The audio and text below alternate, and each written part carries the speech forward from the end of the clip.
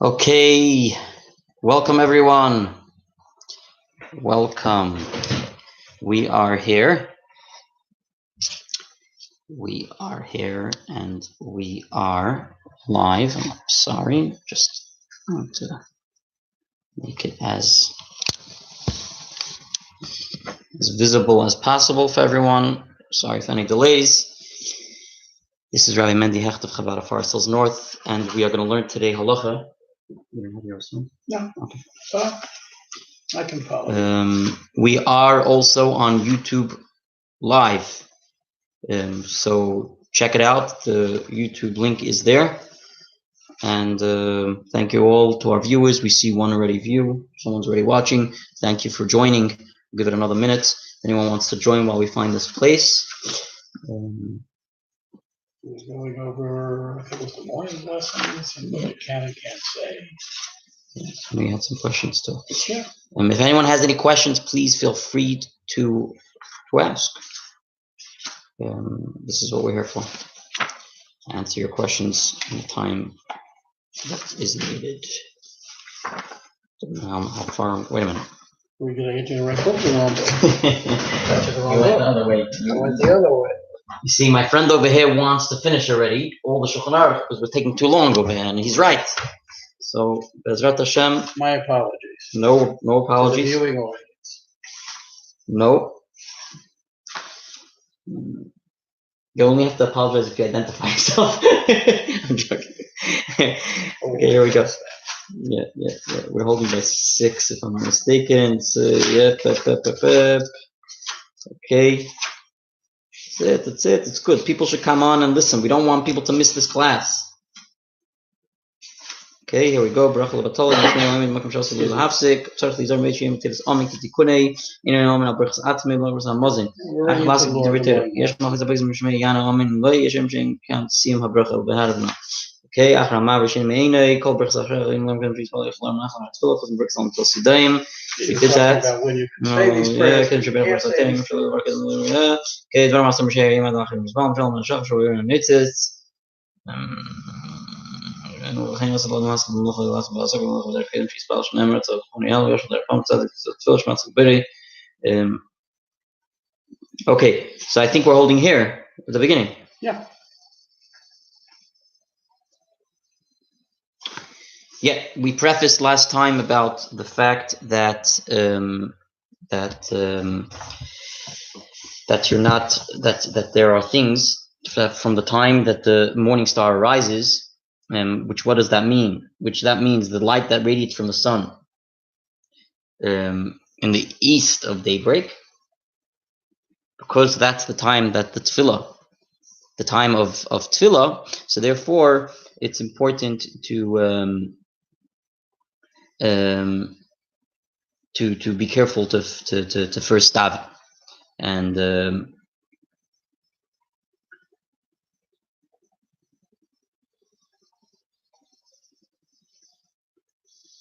So therefore, we talk about eating and drinking. We talk about other things that are important to be careful with, like learning as well, Torah study, personal endeavors, greeting others, etc. So we say so that at that point, if he would have prayed at this point of the day when the morning star rises, he would have fulfilled the mitzvah of prayers. Therefore, because the time of prayer has arrived, the first forbidden for the person to start doing work, or to do his personal needs, or to start going on the way before he davens. Why? Because it says, and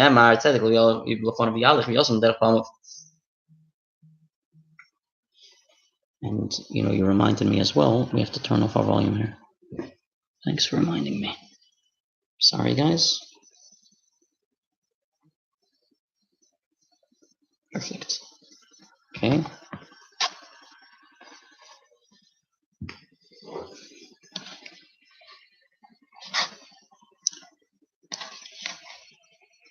Okay.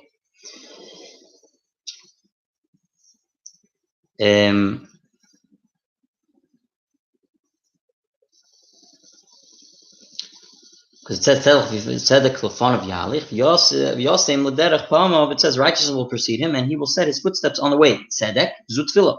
Righteousness refers to prayer. Shematzik l'beirei, because he declares righteousness to his creator. And what does it say? Tzedek lefanav yahalich. It says tzedek before him shall go. Prayers before him shall go. The first thing should be in prayers. And then v'hadar, only afterwards yasim pa'amav, he should set his footsteps. Tzedek lefanav yahalich, and then only afterwards yasim l'derech pa'amav. Only afterwards he could do his other needs of darech kei cheftzei, those things that he needs, those desired needs that he needs. So that is that.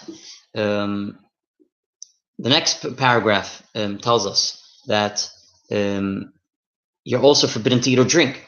Right now, we said in general, a person shouldn't be doing anything before he prays, because of this pasuk that it says in Tehillim. This is a pasuk that David HaMelech, that is stated by David HaMelech in Tehillim. And then it says, it's also forbidden for him to eat or drink before praying Shachris. Why? How do we know that? Shenemar, because it says, what does it say? Lo seichlu al adam. You shall not eat upon the blood. The verse is expounded to mean, what does that mean? Lo seichlu kedem shetispal al dimchem. You should not eat before you daven for your blood, for your livelihood, for your being, for your physical well-being. Lo seichlu, you shouldn't eat al hadam, that lo seichlu kedem shetispal al dimchem.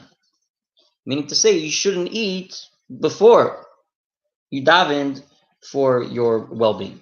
And that's what we mentioned also last week. If you recall, we talked about last week the fact that we should be very careful not to eat, because when you come to eat, when you come to daven and you come full, then it's not a nice feeling when you have to ask for things from God. Whereas when you're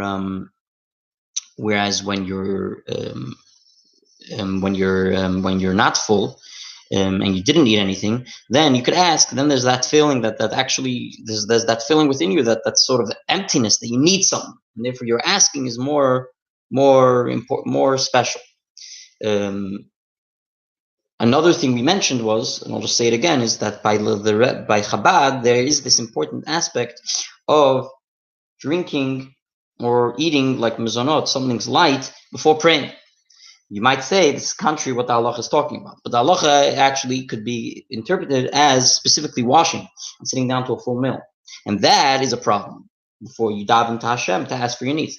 But not to take something in your mouth to drink, or not to take something light, being that we are a little bit more, I should say, physical in these days. Maybe back in the day it was different. We're also not only just physical, we're also sometimes weaker in certain aspects, and therefore we get tired quickly. We have less patience, etc., and we don't have that energy like sometimes the big tzaddikim of the day, or Hasidim, or God-fearing Jews of the day were able to not eat anything, wake up in the morning, starve for hours till they prayed.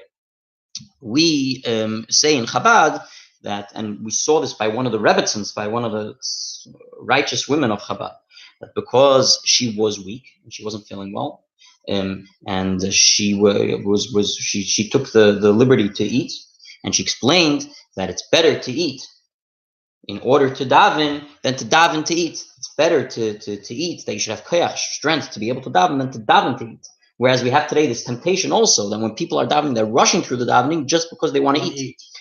I'm sorry to have to say this, but sometimes in our own circles, I'm going to bring this up, or what I mentioned to you briefly, is that sometimes people are not as observant. They're not coming necessarily at this point. At least I have to say, sometimes at this point, they're not holding there, and that's fine. As long as they came to shul, it's a beautiful thing. As long as they said a word of Torah, Shema Yisrael, heard a nice words of wisdom, and was together with other Jewish people, it's a beautiful thing. But because these people aren't holding there sometimes, therefore sometimes when they're praying and they're waiting, they're hoping to be able to have a nice good meal afterwards, because that's sometimes why families come together on Shabbos to these types of places. And I'm all for it, guys. Please come and continue coming to eat and enjoy. And even if that's your reason you're coming, we say that's also important, because eventually it will be for other reasons as well. But especially if you're doing second meal and you're doing Bakat in the zone, you're manifesting Shabbat. Exactly. And that's exactly what we want to do. And we say that also the eating on Shabbos is tainug, is enjoyment. Everything is holy on Shabbos, so it's a very important thing, and keep it up. But at the same time, we have to remember, especially those that are holding there, know that when you're davening, you're not meant to be thinking about the food. And hopefully, even though people are coming for the food, they know that when you daven, you're meant to daven, you're meant to be holding at davening and try to be focused on the davening. And that's where we say that if you're not going to eat and you're going to think, it's like there's a famous saying. They say, I don't know exactly how the saying goes, but they say that the people that are standing and watching the other guy eat, and then they're thinking about the food and they're waiting to jump over to eat, they're the biggest chazer, the biggest pig, for my language. Why? Because they're thinking about the food and how they're going to get their hand on the food, while the other guy just went and took his food and went continued. So when you're getting ready to daven, or when you're davening and you're thinking about the food, it's the worst thing. You're taking your mind off of the prayers. So we say, and in Chabad we said also, it's better to eat to daven, to have strength to daven, than to daven and think about to eat and think about the food. I especially would think this is important on Shabbat, because on Shabbat you're not supposed to deprive yourself of anything. Right. You welcome in the bride Friday night, and now we're having a feast, so don't want to starve, the Shabbat, especially like we're starting to do now, which is to do Shacharit and Micha, back to back. You're not going to eat until 1 o'clock, so you got to eat something. Right. So it makes good sense. Right, 100%.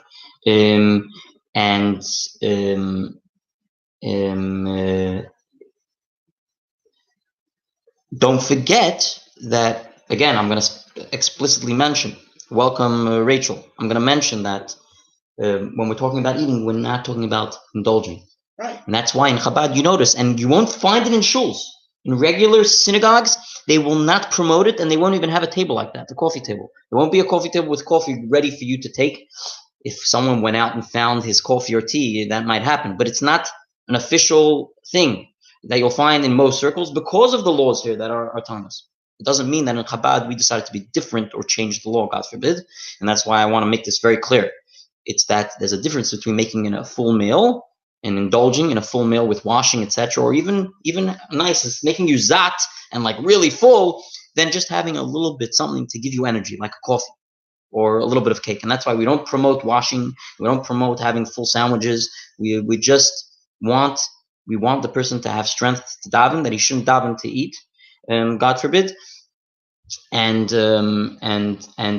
we want him to still daven with that feeling that he's empty in him.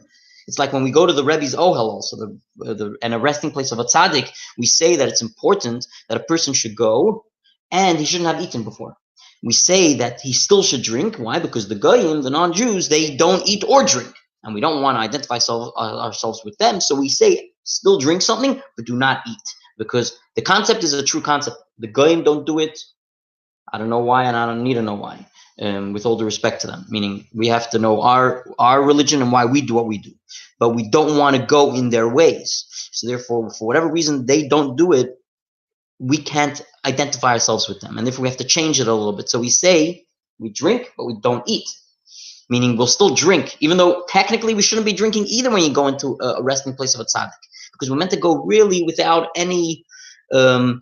We should come with this cry and need and want and urge, and when you're sat and when you're full, whatever way it may be, it's a problem. So we say, however, when you're going, because the non-Jews they don't eat or drink, at least change it to drink something, but still don't eat.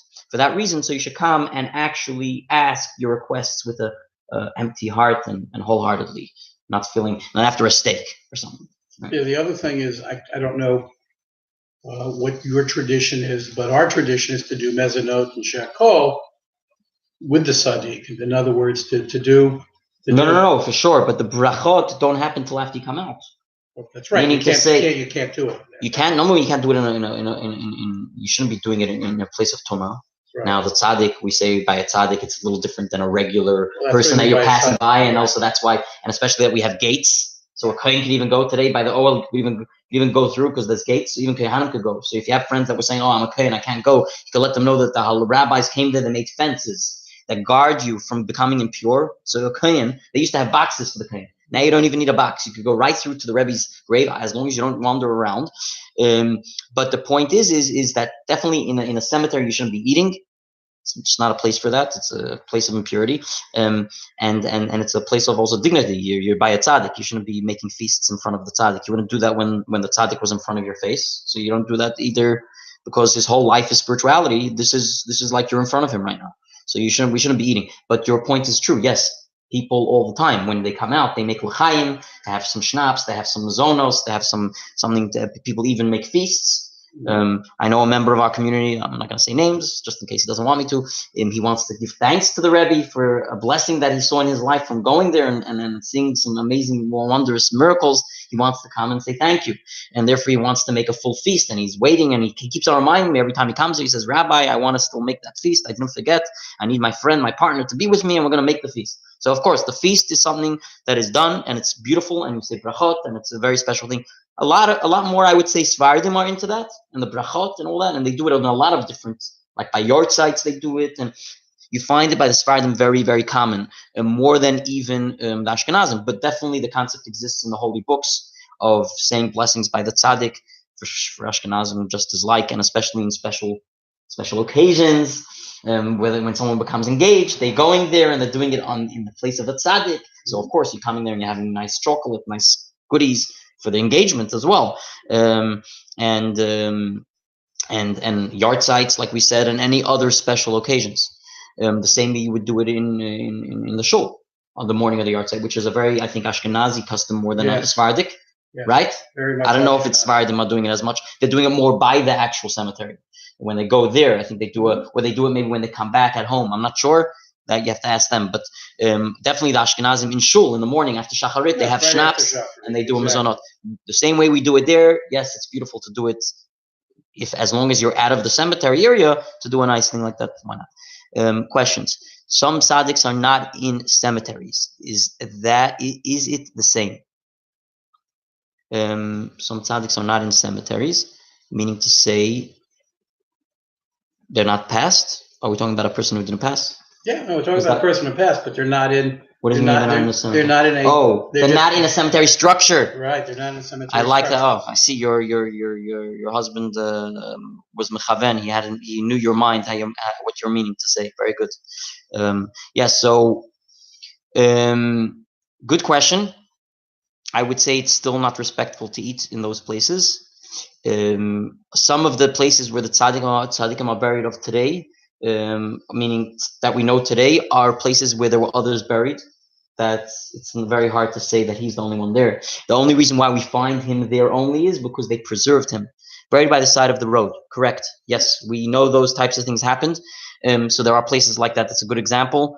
Rachel's tomb. Nachshon, right? Nachshon, am I right? Nachshon, the caver of, sorry, not caver Nachshon. Nachshon, what am I saying? Caver Shimshon. Caver Shimshon is buried on the side of the road, right? Rachel, am I right? I think I am. It's on the side of the road on the way to Yerushalayim, Beit Shemesh. I think right near Beit Shemesh, Caver Shimshon, if I'm not mistaken. He carried the Mishkan in that area, and then he was buried there on the road. The exact details I'm not going to get into now, but yes, that's an example of being buried on the side of the road. Good question. It's a very good question. I would look into it more in detail. Definitely to eat in front of a tzaddik is probably wrong. And where tzaddik's buried is wrong. But in terms of tuma, there is going to be an issue of tuma as long as there's no thing around it. So by the Rebbe, the reason why, if you're asking about tuma, you're asking about kosher, about food. If you're asking about eating, definitely in front of a tzaddik, it's not respectful. I wouldn't say it's respectful to eat. Unless the tzaddik is requesting that, and that's the way that he wanted, etc., which is different. But in terms of the actual tuma and tara, purity and impurity, there is still a level of impurity because it's a physical buried body. So therefore also we have to be careful anyway. And in these places where the tzaddik is buried on the side of the road, you have to remember that it's usually open spaces. By the Rebbe, it happens to be that there's actually a wall around it. And it's not a covered ohel, it's opened. So the tuma, right? So it's much different when it comes in regards to the tuma, to the impurity. So therefore, there's no impurity coming to you. But when it's an ohel, when it's a covering, when it's an opened ohel, then you have that issue. But being that you're guarded from a wall within the ohel itself, when you walk into that door, there's a wall, plus there's gates on the sides. You don't have the issue of impurity, and we still have a custom to wash our hands when we come out. But in essence, you didn't really, like we say, even a Kohen could go there. But how did we get to this? Because we were saying that the same way we see by and I hope I answered your question. Oh, Shmaya, she's saying the example of Shmaya and Avtalia. Okay, so another also I wanted to mention, another also issue we have with places where there's a tzaddik is, besides the fact that we talk about the holiness of a tzaddik, any other issues that we might have with other burials that are regular people, that we say is different than a tzaddik, you might find that also in places where there might be a tzaddik, you don't know necessarily that there are no other people buried there. And you could already decide, we're not going into all these details, the differences between them, but don't forget that in places like in Russia, Ukraine, where we had tzaddikim buried, they were a lot of times preserved. Yes. And there's many other people buried in those places. And therefore, you have to be careful. You have to be careful also where you step. You have to be careful where, that you give respect to those people, etc. And then, and understand that this is not, as much as you think, I guess the best reason to bring this up is as much as you think that there's a wall around that tzaddik, you might be in another place of impurity. Be careful. Kayhanim should be careful in those areas. And yes, and you're not necessarily it's not the only kever, cemetery there, of a tzaddik. It's very possible there's many others, corpse, etc. I just know that Rachel and I have been to many tzaddiks who are not in a typical cemetery environment, right? Where you literally had to, let's say, even walk through a field. And that, and a lot of times, it was the only person that they put there. Exactly. It wasn't like regular people were buried there, like these old cemeteries that we have that unfortunately were destroyed. And that there's corpse for sure under the ground. This is a different type of story, 100%. That's where I differentiated between the two. That definitely the fact that there's a tzaddik by itself, you have to, number one, be careful because he doesn't have a closure usually around him. So you have to be careful when it comes to purity and impurity. And in regard to eating, I would say it's always disrespectful no matter what. And then to remember also that as much as you think that there might be a surrounding thing around that tzaddik, there's also other people, that possibly places where there are other people were buried there, and it might be just a destroyed cemetery. So always be careful. And that's where I say also Kehanim should be careful. We're getting into the laws of Kohuna and purity and impurity now. I'm sorry, we're getting a little off topic. Back to what we were saying. The reason why I brought this all up was to tell you that when it comes to eating, we see that you're coming to a tzaddik, when you're eating usually in a secondary place, a structure prior to where the tzaddik is, and not in the actual cemetery. But you're doing that only afterwards. Before you walk into a tzaddik, it's customary not to eat and to drink. We do. To differentiate between the Jews and the non-Jews. And the reason why we don't eat is, again, to be in that way, that when you come to the tzaddik and you're asking from the tzaddik to be a conduit and take your prayers to God straight. When you're coming to pray, if you're after a steak, then forget it. And then we call it in Yiddish a grobe young. What are you coming for? You're coming to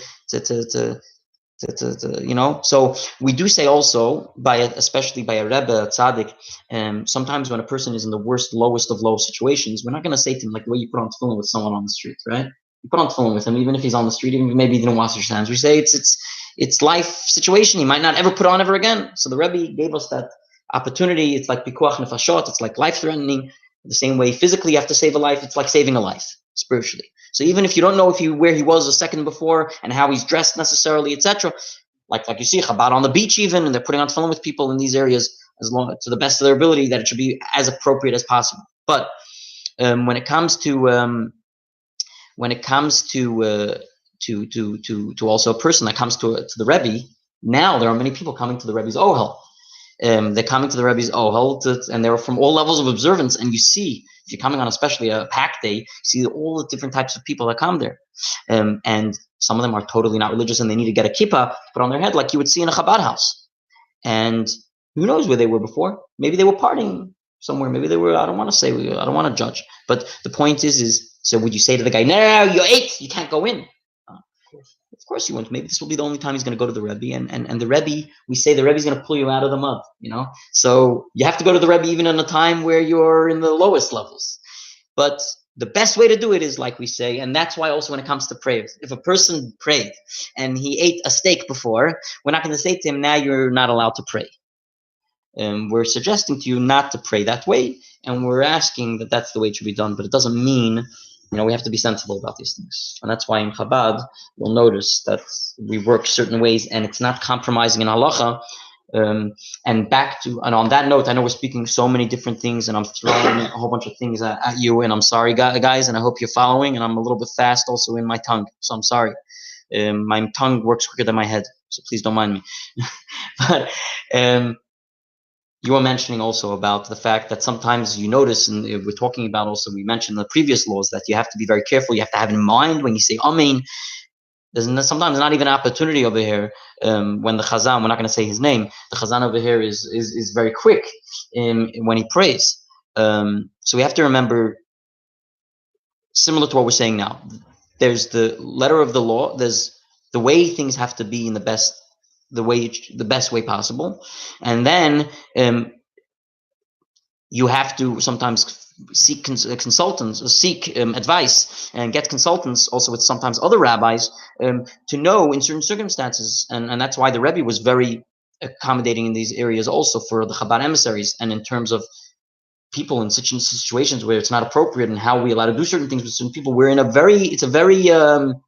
it's not an easy task to be in such a position as a rabbi of a Chabad house. This is not just a rabbi of a synagogue. You're dealing with a lot of different people from different levels of observance, and sometimes it seems like maybe you have to compromise, God forbid. Well, guess what? The Rebbe taught us, and also the Halacha teaches us. And the Rebbe showed us in the Halacha that there's never compromising. It's just that there's common sense that, thanks to rabbis, the Rebbe and big rabbis of our generation, they taught us that there are times where you have to juggle it in a certain way, and hopefully and make sure that we're not compromising, not to the best of your ability, that you're not compromising. Obviously, if someone is feeling uncomfortable behind the mechitza, we're not going to take down a mechitza because he's feeling uncomfortable. So we have to know there's a fine line between compromising and certain things that we do here at the Chabad that might seem a little bit different to what it says in the law. We just finished learning about eating, not eating before we're praying, but it seems like at Chabad we're eating. So I explained that. So now I understand it's not called eating, it's called giving you some strength to daven, and definitely you shouldn't be eating. And the same thing also when it comes to praying. It's a good question. If the Chazan is saying Amen so quickly, and the person can't even answer him, meaning the Chazan's finishing the blessing so quickly and the person can't even answer Amen, he's ready on the next blessing, it's a problem. But at the same time, we have to remember that the person that came to shul, like we mentioned originally, he might be coming because it's a great social venue. He has his friends, and we say, thank God, at least he's coming for that reason. And he's going to eat kosher food, and he's going to say Shema Yisrael. And we're hoping and praying that for the most part, when I say the end of the blessing, everyone is with me saying Amen, even though it's not the ideal way to do it. And that's where we have to realize that we sort of juggling. It's a hard thing for the rabbi, but I can't. At the same time, I can't lengthen the prayers too long, because then we're going to lose them. We saw, I'm not going to mention, we saw in different situations where there were people that were less observant, that if you did anything a little bit prolonged, you lost your minyan. So we have to be very careful with that, and we have to understand that these circumstances are tricky, and we have to make sure that we teach people the way things should be. And when it comes to davening also, yes, it's important for people to know what really the classification of davening, how davening should be. And we're hoping and praying also that we should get to that epitome of davening the proper way that we always wanted to daven. And I'll tell you a secret. If you open up the Tanya, you're learning Tanya, you'll see at one point in the Tanya, he talks about the prayers, and he talks about the Chazan, and he talks about if a Chazan does certain things, he shouldn't be Chazan. He shouldn't be the cantor praying. Look, if he's going to rush through the prayers, this is one of the things. If he's going to rush through the prayers. So we see the Alter Rebbe, the first Rebbe of Chabad, spoke about these things very strongly, and he speaks of it in a fiery way.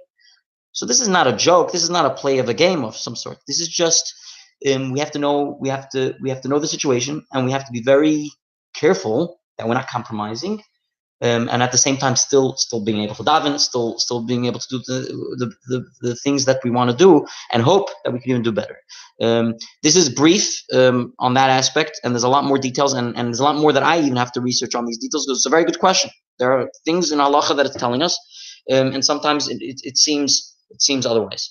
I know we're starting to get late, but we just want to make a little more headway. If anyone still has any questions, please let me know.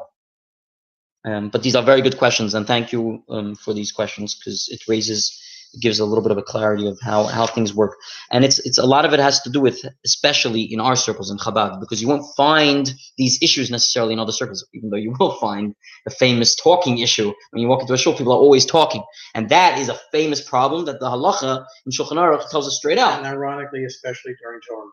And there is no excuse for that. That you can't say this is not a Chabad house type of atmosphere. Most of the time, these are religious Jews that are talking. But in the Chabad house, again, I'm not saying that I'm better and patting myself on the back. I'm just saying things how they are. Because a lot of times you find in the big synagogues or the very orthodox synagogues, you see the most religious guys are the ones talking. Sometimes more religious than the less religious. But in Chabad houses, you find that a lot of the non-observant people don't know better, and they're talking. And if you're going to go over to the guy and tell him, shh, or stop talking, you might not see him again. You might not. So, of course, to teach him what's right in the best way possible and in a respectful way, and he slowly will see that the rabbi is not talking, or he'll see that other people near him don't want to talk. He'll realize that this is the way it's done, and he'll slowly learn. But you can't come on the first day. A guy comes and he's not as observant, and he's enjoying himself, and he's with other Jews, and who knows where he could have been if not here. And you're going to scream at him while he's talking. And we say each mitzvah, one mitzvah at a time. So it's a different type of how do you say it? Type of atmosphere, a type of scenery you have at Chabad, a little bit different. But the point you're making, Rabbi, is you can only deal with a person as to where they are. You can't expect them to go from nothing to everything. And that's why we say the bad Jew thing, we've spoken about this many times, is the wrong way to look at a Jew. It's about his level of observance and where he holds and how he could go further. And every meaning, it's about one mitzvah at a time. That's what it's about. His neshama is always there, and he's always going to be great. It's about that one mitzvah at a time. And therefore, we have to approach each Jew that way. And we can't also jump to conclusions that one Jew, the way it seems, or he's wearing the pat, he probably is very religious. And therefore, you have to expect from him things. You can't either go that way. You have to really not judge people and know to take, like we say, every person, no matter what level they're on, it's about the mitzvahs that they're doing. We're all human. Guess what? I was just learning with someone the Minchas Chinuch. Maybe we'll get to it too. We have a lunch and learn every day. Every day. Hopefully every day. We have lunch and learns throughout the days. In the business district, it's another thing we do. And I was learning someone in his office, a lawyer, and and we were learning the Minchas Chinuch. We were learning the Chinuch, Sefer HaChinuch, and it tells you the explanations of the mitzvahs. So it's another thing that my father mentioned is very important. If you want to really appreciate why we're doing mitzvahs, it tells you all the details of the mitzvah. We were discussing over there in these mitzvahs about the well, I'm losing my train of thought already. Well,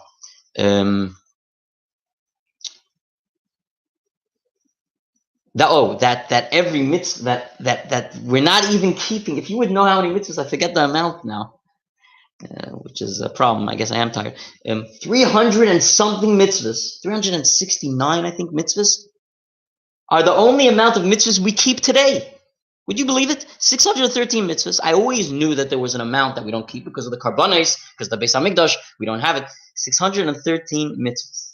Yeah, that's what we're supposed to 369 mitzvahs. From those mitzvahs are the only ones that we could possibly keep today, because we're in exile, because we don't have a Beis Hamikdash, because of other scenarios, because there's no Sanhedrin or whatever. So how could I judge a Jew when I see him if he's doing something wrong, when we're all not keeping it to its fullest? And you might say, okay, that at least there are things we could do and he's not. But even then, you don't know where he comes from. You don't know how his upbringing was. Maybe this is the most beautiful thing to Hashem, that he's sitting here in shul and talking to another Jew.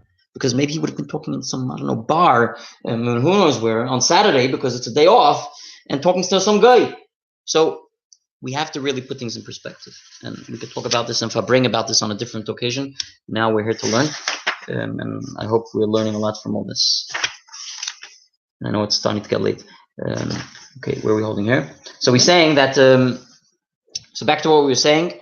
Again, if anyone is going to have questions and they feel like they don't want to ask to interrupt, you're welcome to ask. If I choose not to answer, that's going to be my call. If I'll decide if it's a problem, and I'll definitely get back to you. Either way, so ask your questions. So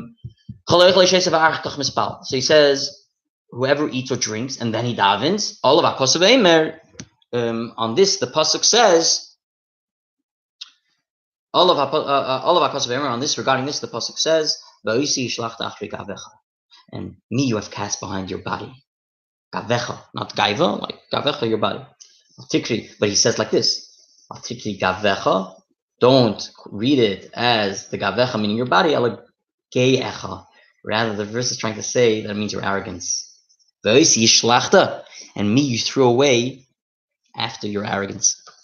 Basically, it means to say, if you're eating and you're coming to daven to me afterwards, that's called arrogance. You're coming in arrogance. It's the steak inside your stomach. I feel a little good. Now I'll pray to God. It's like sometimes the way we say a person who goes, I'll go sin and then I'll do tshuva. Get out of here. Excuse me, guys. Please. If you're able to, of course, everyone, like we said, is holding on their level. But if you're able to, do it the right way. And don't, and especially if you know the law, now that we're learning it, be more careful about it. And, everyone's holding on a different level also when it comes to prayers. So it doesn't mean you're going to be praying for half an hour necessarily either. It might be that at least you did the Shema Yisrael prayer. At least you did the Shemona Esrei, the Amidah, the Psalm prayer. At least you said Baruch Shamar. At least you said the Bracha of Torah. If you did these basics, because that's where you're holding, that's beautiful and that's amazing. If you could do that with your tefillin, wrap your tefillin every day for 5 minutes and say Shema Yisrael, and hold yourself in for even your coffee, because for 5 minutes you don't need to take your coffee first necessarily. Hold yourself in for a few minutes and then go and eat your heart's desire. It's really, I don't feel it's the worst, it's the hardest thing in the world. For those that, like we said, pray for a half an hour, sometimes on a regular basis, and they even put on 2 pairs of tefillin, Rabbeinu Tam to it. It could get long. Take your coffee, take a little bit of mazonot, a little bit of cake, whatever you need, your chocolate in your mouth, and maybe learn something also before prayers to get yourself inspired. And then when you go daven, you're not full, and then you'll eat afterwards. Whereas if you ate on a full stomach, that's what we call arrogance. Amar HaKadosh Baruch Hu, the Holy One, blessed be said, after this one showed arrogance, only then does he show his allegiance to Hashem.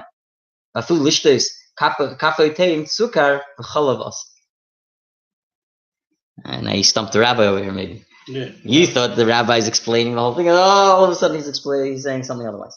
What is he saying? For another shul milk is considered an extra indulgence. Yeah. Okay, guys. So you see what we're talking about over here. He's not saying that necessarily you shouldn't be taking a drink. He's saying when you're adding these little things to the drink, it's considered indulgence. And why? Don't forget, again, we're not allowed to compromise in halacha, because also it's different errors, right? It doesn't mean because of a different error you're allowed to change the law.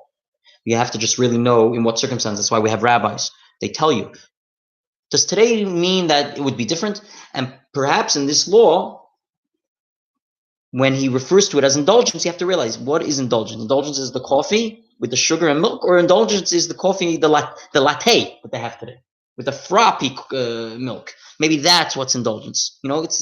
There's different time frames. Then they didn't have the sugar accessible as easy, and the challah and the milk wasn't as easy. So you have to realize. But this is what he's saying. He's saying that that even coffee or tea with the sugar and the milk was forbidden, and it was forbidden because of these indulgences that are involved in it. So you have to remember that's what it's about. He says, person who is a man that's old and weak, and he's not able to hold himself strong. He doesn't have the strength. Until the time when the congregation is finished praying and leaves us on, he can hold himself like that. Especially on the Shabbos and Yom Tov, where it's such a long prayer. A guy with this weakness, It's not going to be able. It's not going to be able to withstand himself. It's very lengthy, especially.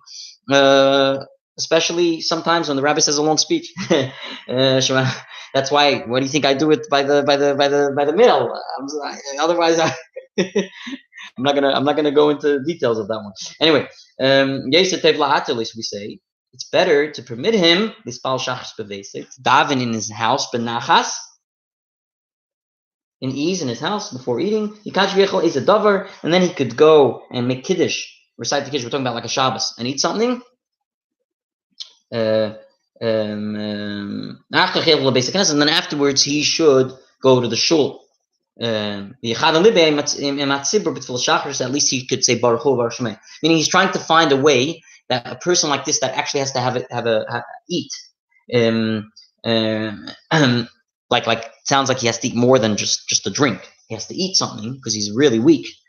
He suggests don't eat before davening.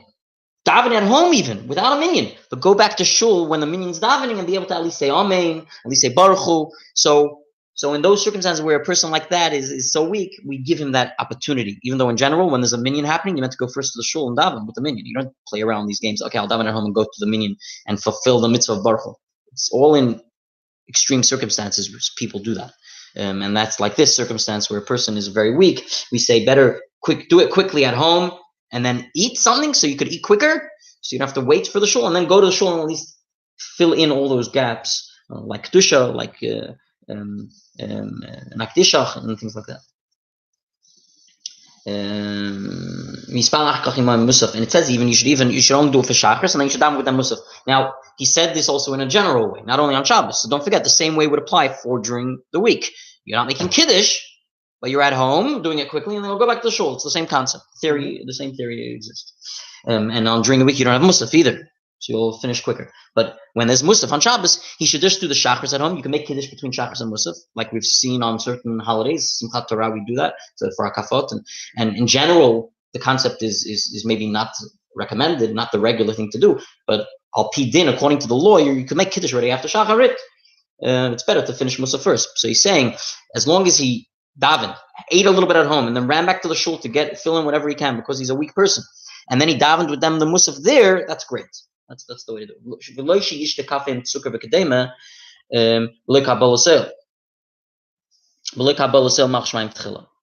He's saying he shouldn't start indulging. That's what he's saying. He shouldn't do that. And he's using the example of the sugar and the milk and the coffee. He shouldn't start indulging these things before he davened, even if he's a weaker person. He's saying, even if he's weaker. Okay, so if a person is weak, we said this is the way to do it. But what if a person, his medicine is food? Yeah, someone might be a diabetic, for instance, has to have a. It's actually that's going to keep him alive. It's not just okay. I'm weak, fine. So we're going to give you an opportunity to a makeshift type of thing over here. No, this guy, he could die, God forbid, if he doesn't put food in his mouth before davening. Yeah. And it's like his medication. But for health reasons, he's allowed to eat and drink full-fledged. There we can't say he's having an ego. It's an ego issue over here that he's eating first, he's taking care of his ego, and then going to daven, like the way God sort of would respond, so to say. There is no problem of arrogance, is literally to save his life. What if a person doesn't have the opportunity to have his mind set in davening? Like in our day and age, when people are so distracted, people are on their phone sometimes during davening. People are for sure thinking of other things. You even see the way sometimes you even see a situation where a person doesn't even know if he put on tefillin. He's so confused because he was thinking about so many crazy other things, which is an extreme, terrible case to have to say that. But some people, even they're so out of it, while they're putting on the tefillin, it's like the regular for them. It's like they're eating breakfast while they're sleeping, and they don't even realize that. And then they ask themselves, did I put on tefillin? They have to look at their hands if they put on their tefillin. Or the Rabbeinu Tam thing sometimes. They get confused. They put on Rabbeinu Tam. Because Rabbeinu Tam can take 2 minutes. So if you're so easy, so quick for you to do, you can sometimes think, wait, and then he gets confused, and then he sees Rashi, Rabbeinu Tam, and he starts putting on Rashi again, and he makes himself so confused. Don't ask. And I'm telling you this because it's happened to the best of us too. Anyway, and sometimes you could be in a different mindset because of good reasons. Maybe you're thinking about halacha, maybe you're thinking about Torah.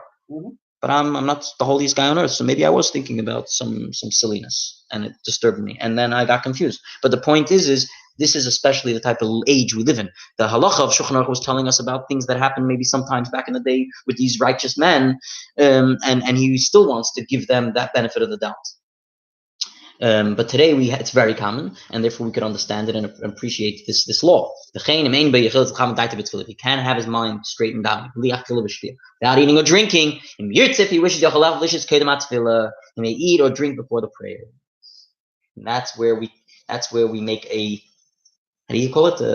We call it not a compromise. We call it we call it an adjustment. I mean, an adjustment, but not all the way. Where you're taking the coffee, but you're not eating the steak. Yeah, but we read before, I think it was a week ago, 2 weeks ago, when you're praying, you have to keep your mind on your prayer. If I'm thinking about food, it's counterproductive. Right, but that's where did we get the law from? Now you see in the Shulchan Aruch where we got it from. At first we thought maybe it's contradictory because it says you shouldn't be taking even coffee with sugar. But that was only about the indulging part. Right. Here we're learning that if a person is not going to have his mind on the prayers, there is a way out. The typical synagogue is not going to take that way. They're going to still be strict about it because the halacha says, after all, it's better not to. Right. But we want to be practical, and we want to, like we say, you shouldn't have your mind on eating. And therefore, we do a little bit of a makeshift type of thing where you're drinking. You're not drinking like a crazy thick drink.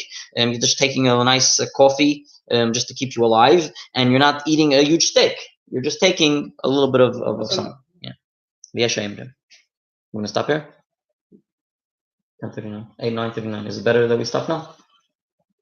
It's not. That's not the real time. It's 9:39. So you want 5 minutes? Yeah, 5 more. You tell me. 5 more minutes. Honestly. Yeah, well, my wife is still there. She knows. It's Rachel. No one heard you. No one heard you. If you say you have to go. Okay. Let's just do the next one. And again, if anyone has any questions, please ask. Please don't be shy. Yeah, the Zohar. Your connection is unstable. Please wait while we try. YouTube. I thought you're professional. Okay, fine. It's really nice to be on. Isn't it cool to have 2 platforms running at the same time? And what's amazing is that back in the day, these phones didn't give us that option. Right. So we would have to figure out how to have 2 platforms. Now you have your phone, you pull out your phone, and you have your computer. I wasn't meant to tell everyone the secret. Oh, okay, fine.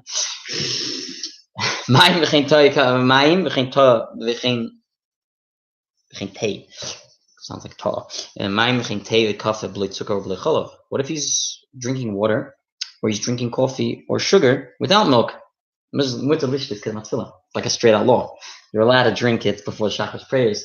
That could be another reason why. And okay, I would probably go into the more modern authorities, read how, meaning when I say modern, I mean Orthodox authorities in our modern era, how they took these laws, and how we decided, at least in our circles in Chabad, because it's noticeable, why we could do what we do, because we see not only one reason now why we do what we do, maybe for this reason that he's saying also now, that being that, like, and I mentioned it briefly before, being that only with the sugar it's considered an indulgence. In today's day and age, with the sugar and the milk, that's not an indulgence. It's something more than that.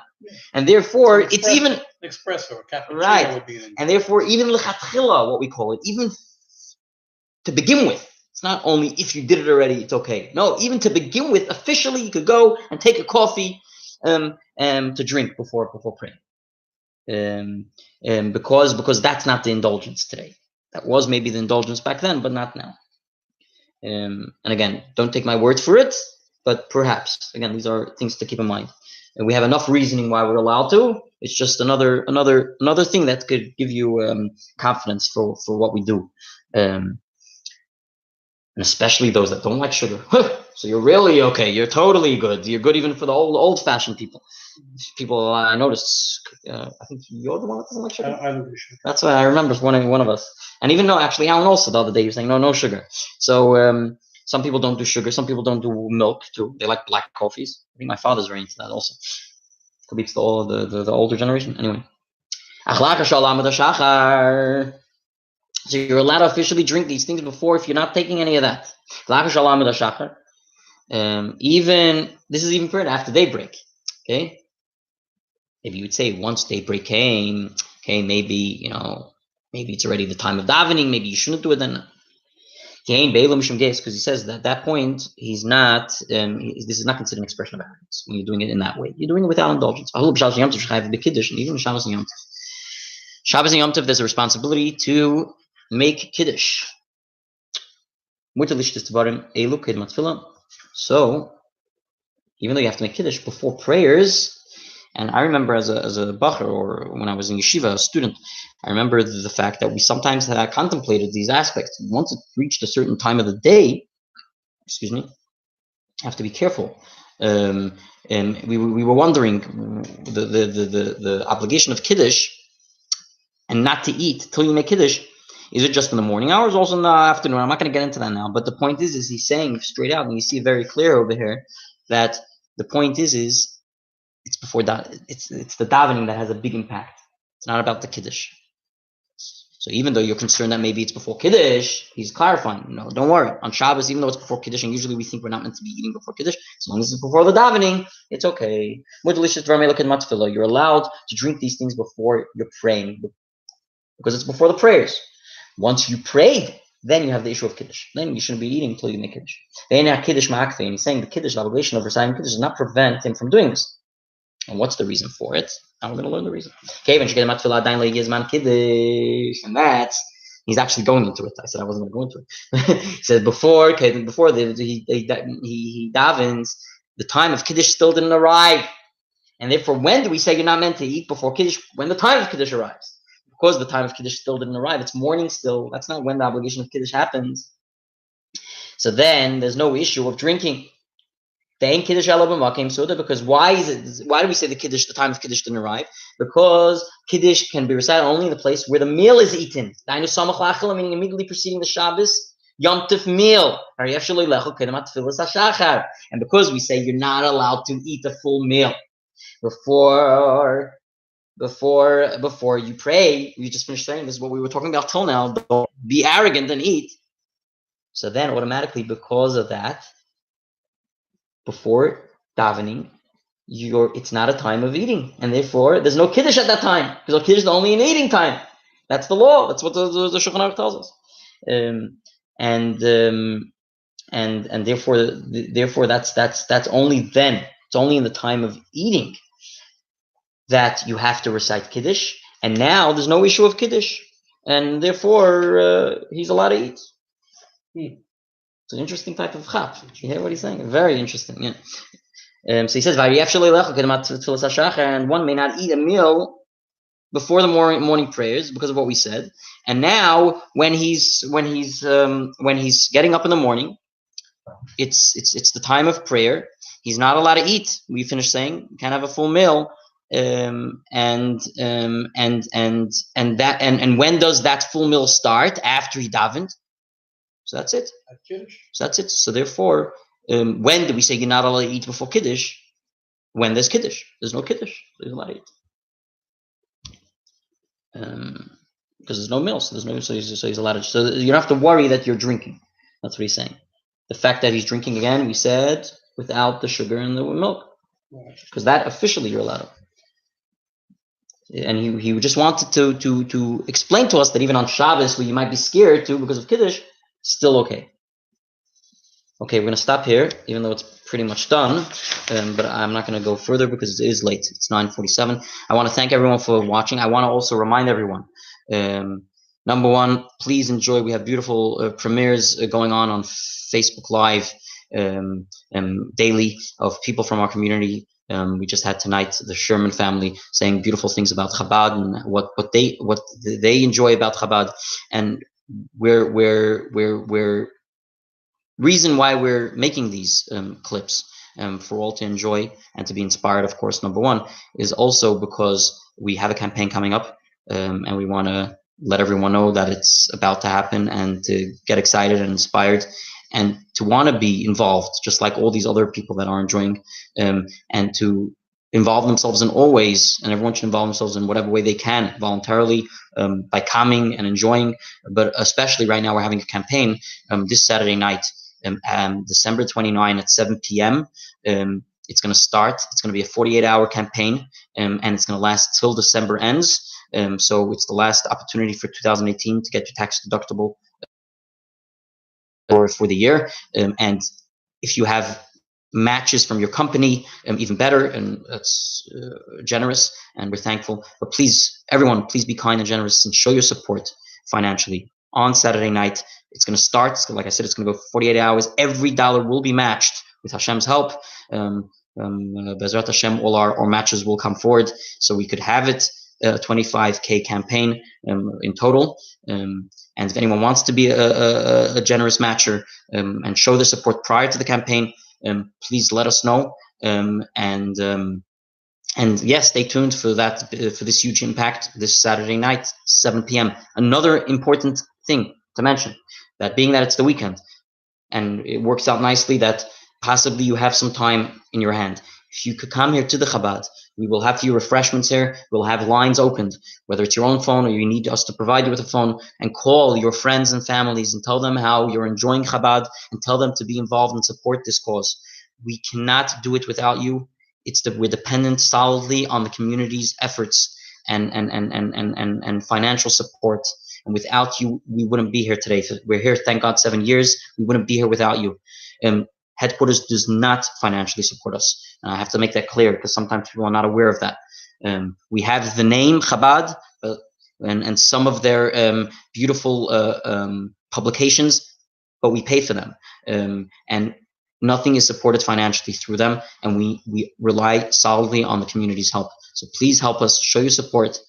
If you are able to show your support before the campaign, like as a matcher, please do. And definitely as when the campaign starts, we saw by Giving Tuesday the impact by spreading it around to your friends. The impact was huge. And we need this help, especially now with this huge goal that we need to get to. We need your help.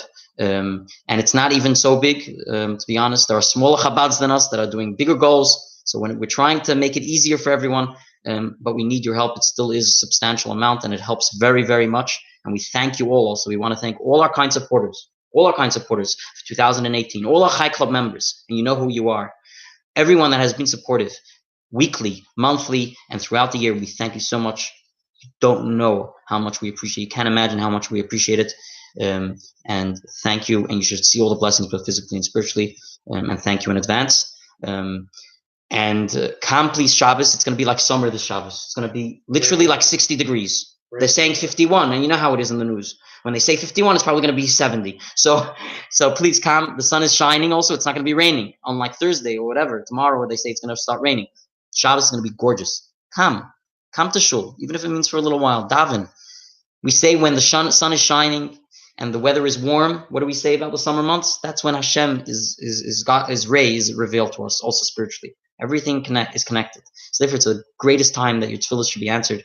We all have to daven for the success of the community, for the success of our own lives, that we should have success in our businesses, so we should be able to give back. And everything we do here, all your kind support is going to go back to the community, boomerangs. So really, this is a win-win for everyone. Thank you so much for listening. Thank you all for watching. Thank you all for being involved. Any questions, please ask. Have a great night. Have a Shabbat Shalom. This is Rabbi Mendy Hecht of Chabad of Forest Hills North. All the best.